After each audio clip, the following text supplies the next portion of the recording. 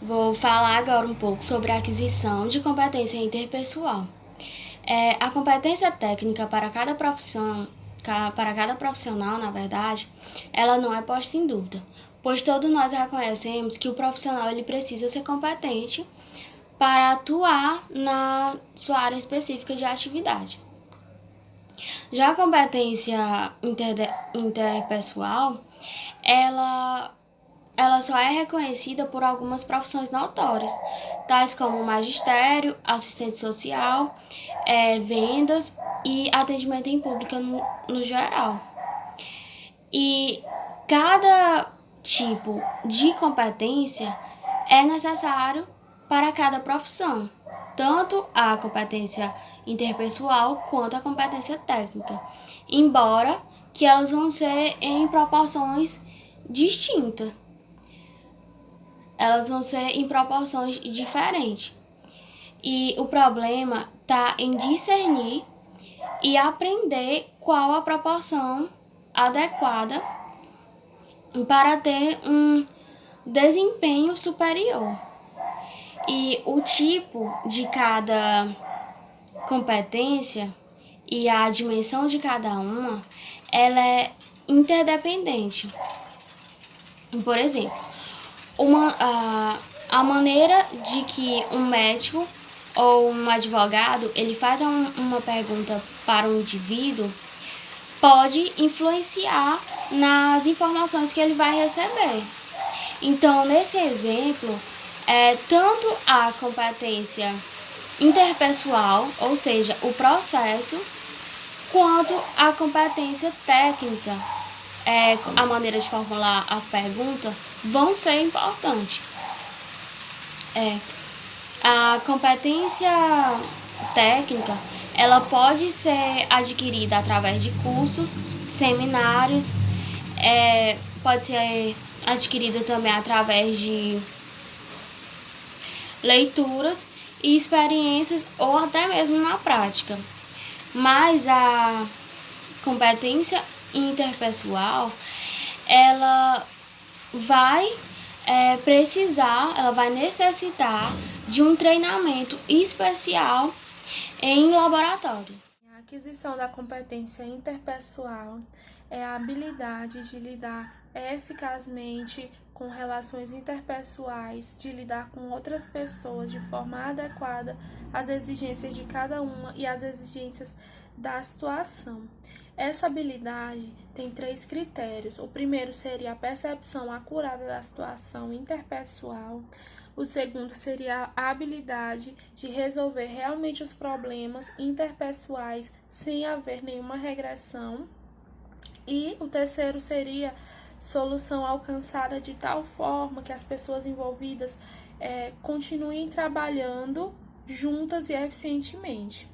Esse processo de percepção é um processo longo de crescimento pessoal que abrange autopercepção, autoconscientização e autoaceitação.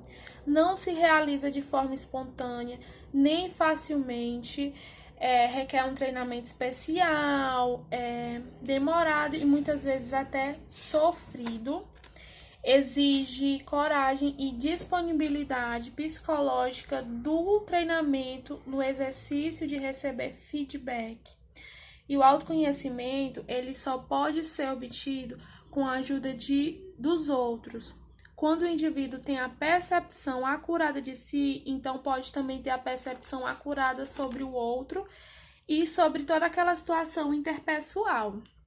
É preciso procurar ver vários ângulos ou aspectos na mesma situação e atuar de forma diferenciada, experimentando novas condutas como alternativas para a mesma situação.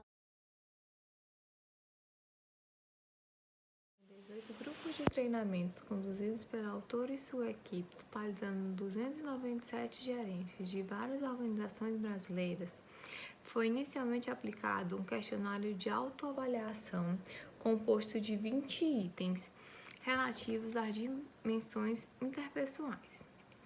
As respostas mostraram as percepções dos treinados quanto à sua competência interpessoal da seguinte forma: Os pontos mais fortes: competição, independência, flexibilidade e autoconfiança, nesta ordem. Os pontos mais fracos: reação ao feedback, espontaneidade, lidar com conflitos e resistência ao estresse. Notou-se que os pontos mais fortes já sugerem uma nova perspectiva social de valores culturais da nossa sociedade, relacionado à imagem de chefia, comando, afirmação de sucessos profissionais e de atributos pessoais positivos masculinos. Os itens competição, independência e autoconfiança fazem parte dessa constelação cultural. A competição é claramente imagem de luta, agressividade e iniciativa possivelmente ligada ao end achievement de McLean, característica do homem que busca desafios e supera os obstáculos para realizar-se.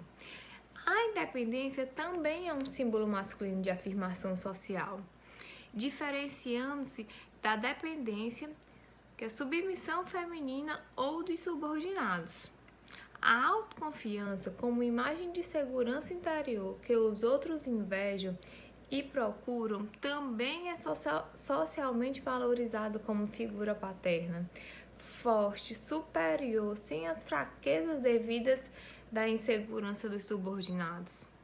Já o item flexibilidade pode igualmente fazer parte da imagem social do gerente, que se atualiza, não é rígido, não estagna, aberto a inovações, suficientemente apto a adaptar-se, a ajustar-se às mudanças. Em suma, a imagem mais valorizada hoje em dia é o jovem.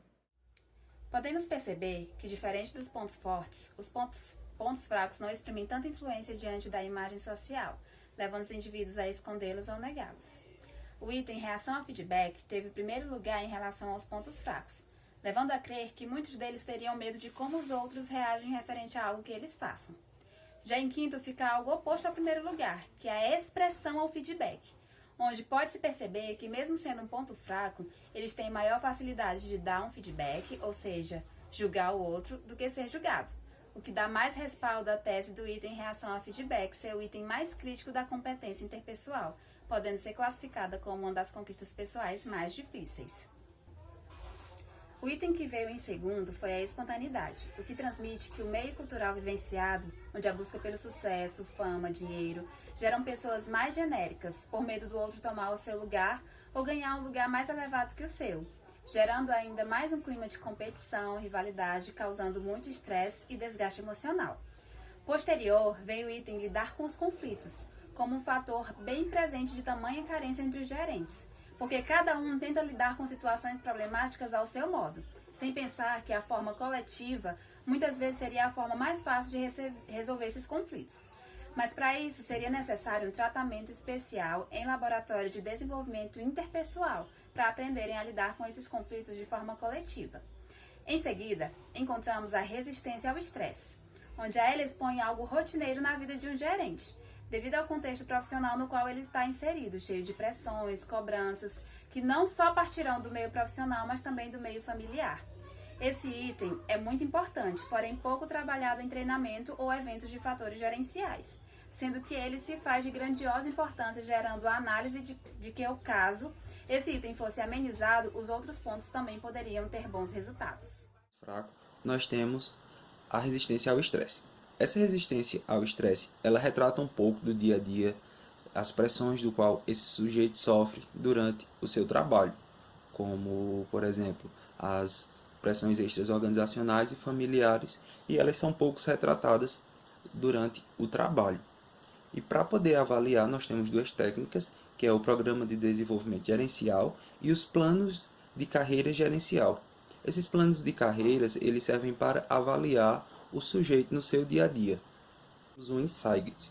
O Insight, ele é uma forma, ele é um teste que ele serve para que tudo aquilo que o gerente, ou seja, o sujeito, aprendeu durante o teste, ele possa praticar, repassar para a vida diária. O teste geral é para isso, é como ele vai se comportar. como ele vai estar durante o seu dia a dia, depois desse teste do Insight. Ele é uma forma bem interpessoal, de criatividade, de como ele vai se tratar, de novas ideias.